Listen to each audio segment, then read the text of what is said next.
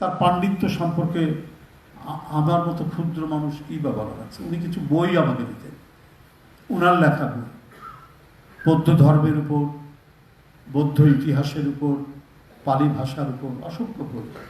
এগুলো সবগুলো যে একবার পড়ে ফেলতে পেরেছি সেটি বলবো না, তবে কয়েক পাতা পড়ার পরই মনে হয়েছে এক অনন্য সাধারণ পণ্ডিত মানুষ ডক্টর সুকুমার বড়ুয়া।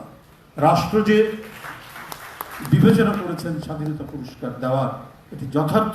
শিক্ষকদের যে মূল বিষয়টা পাঠদান করা এবং শিক্ষার্থীদেরকে তাদেরকে স্নেহ, ভালোবাসা এবং ধমক দিয়ে তাদেরকে সঠিক পথ দেখানো, এই শিক্ষক আস্তে আস্তে হারিয়ে যাচ্ছে। কিন্তু যারা এখনো টিকে রয়েছেন তাদের মধ্যে ডক্টর সুকুমার বড়ুয়া এবং ডক্টর আব্দুল সাত্তারদের মতো মানুষ। এটা হচ্ছে তাদের আরেকটি দিক, তাদের নিজস্ব কৃতকর্ম, তাদের নিজস্ব যে অর্জন, তাদের নিজস্ব যে লেখাপড়ার মধ্যে দিয়ে যেটা যারা দিয়েছেন, এটা একটা দিক। কিন্তু শিক্ষক হিসেবেও যে তারা ছাত্র বৎসল, এটি তারা প্রমাণ করেছেন। কারণ ওই দুর্যোগময় মুহূর্তেও আমি দেখেছি যে এই শিল্পকর্ম নিয়ে যে অনুষ্ঠানগুলো সঞ্জয় করত বা যে কি বলে প্রদর্শনীগুলি করত, সেখানে সাত্তার সাহেবের মতো একজন প্রবীণ মানুষ তিনি এসে সেখানে থাকতেন। এমনকি আমরা বুঝতে চেষ্টা করতাম তাকে দিয়ে প্রশ্ন করে যে স্যার এটার মানে কি, এই পেইন্টিংয়ে কি বলতে চাচ্ছে, তিনি ওটা বলতেন। তো আমি মনে করি যে রাষ্ট্র যথাযথ দায়িত্ব পালন করেছেন এবং এই যে পালনের যে জায়গাটা, আমরা সেই ফ্যাসিস্ট আমলে দেখেছি ডিপটি সেক্রেটারির বাবা কোন গ্রামের মধ্যে থেকে দুই একটা কি বলে যে কবিতা কি লিখেছেন না লিখেছেন সেটা কোনো মানেরই না, তাকে দিয়ে দেওয়া হলো 21 পদক কি স্বাধীনতা পদক, এগুলো শুনেছি। হ্যাঁ, 21 পদক দেওয়া হয়েছে।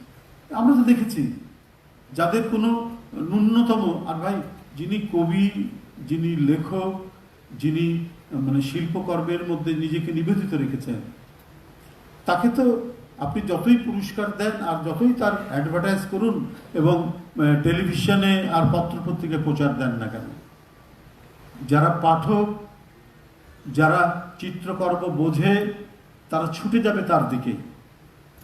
এস এম সুলতান সেই নড়াইলের কোথায় কোন গ্রামের মধ্যে পড়ে থাকতেন, কিন্তু যারা কিছুটা বোদ্ধা তারা ছুটে যেতেন, তার সান্নিধ্য পেতে চেষ্টা করতেন। নজরুলকে তো কবি বলে স্বীকারই করতে চাননি অনেক নাগরিক কবিরা, বলে উঁচু গলার কবি, বড় বড় কথার কবি। কিন্তু আজকে রবীন্দ্রনাথের পরেই নজরুলের নামটা উচ্চারিত হয়। তার প্রচারকে দিয়ে আড়াল করার যে চেষ্টা হয়েছে ওটা টিকেনি। বাংলার দুইজন প্রধান কবি বললেই রবীন্দ্রনাথ, তারপরে নজরুল। তো সুতরাং আড়াল করা যায় না, যেটা সত্য সেটা উদ্ভাসিত হবে। আমি আজকে রাজনৈতিক পরিস্থিতির কারণেই তো আমাদের জ্বালানি সংকট, এটা বিএনপি সরকারের কোনো ব্যর্থতা নয়। যদি বিএনপি সরকারের কোনো ধরনের ব্যর্থতার কারণে যদি এটা হতো তাহলে এক কথা ছিল। যারা লাইনে দাঁড়িয়েছেন 5 ঘন্টা 6 ঘন্টা, এই সত্যটা হচ্ছে যে আন্তর্জাতিক পরিস্থিতি ভয়াবহ, যুদ্ধ চলছে, যুদ্ধ আবার শুরু হবে কিনা সেকেন্ড রাউন্ড, এটা নিয়ে পাকিস্তানে আলোচনা চলছে। ইউনাইটেড স্টেটস আর ইরানের মধ্যে একটা টান অবস্থা এবং জাহাজগুলো আসতে পারছে না, এখানে জ্বালানি তেলের দাম বাড়ছে।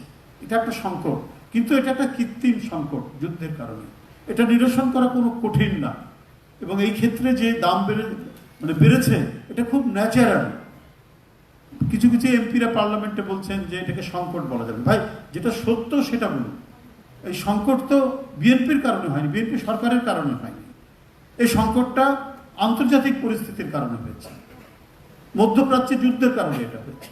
তো সুতরাং আমাদেরকে ইয়ে করতে হবে যে এর মধ্যে মানুষের আওয়াজও প্রতিধ্বনিত হচ্ছে যে দামকে কিছুটা বাড়াতে হবে, না হলে তো অসম্ভব ভর্তুকি এবং এমন পরিমাণ টাকা ব্যয় হবে যে সামনের বাজেট করাই খুব মুশকিল হবে। তো সেই ক্ষেত্রে তো এটা হতেই পারে।